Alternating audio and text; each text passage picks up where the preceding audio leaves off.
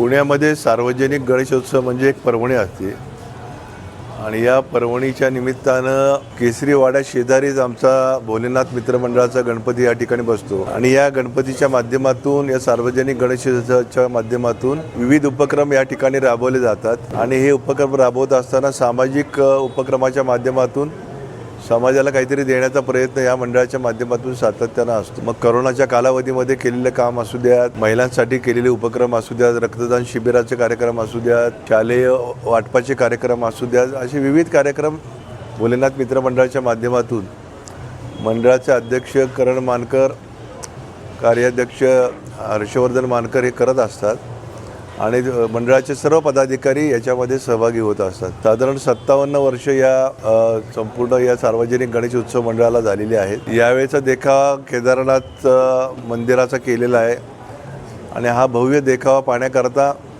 महाराष्ट्रातून अनेक लोक या ठिकाणी येतात। म्हणजे उत्तर भारतातील केदारनाथाचं दर्शन घ्यायला खूप अवघड जातं। या ठिकाणीच ही व्यवस्था आम्ही मंडळाच्या माध्यमातून केली आहे असं म्हटलं तरी काही चुकीचं ठरणार नाही आणि याचा आनंद भक्तगण मोठ्या प्रमाणामध्ये घेत आहेत। शिवभक्त देखील घेत आहेत आणि गणेश भक्त देखील घेत आहेत आणि अनेक ढोल लेझिम पथकाचे जी पथकं आहेत ती या ठिकाणी येऊन स्थिर वादन करतात आणि आपली सेवा त्या ठिकाणी प्रगट करत असताना या मंडळाशी त्यांचं असणारं नातं जपण्याचा प्रयत्न निश्चितपणाने करतात आणि गणपती उत्सव साजरा होत असताना एवढा पाऊस असताना देखील मोठ्या प्रमाणामध्ये भाविक या ठिकाणी येतात।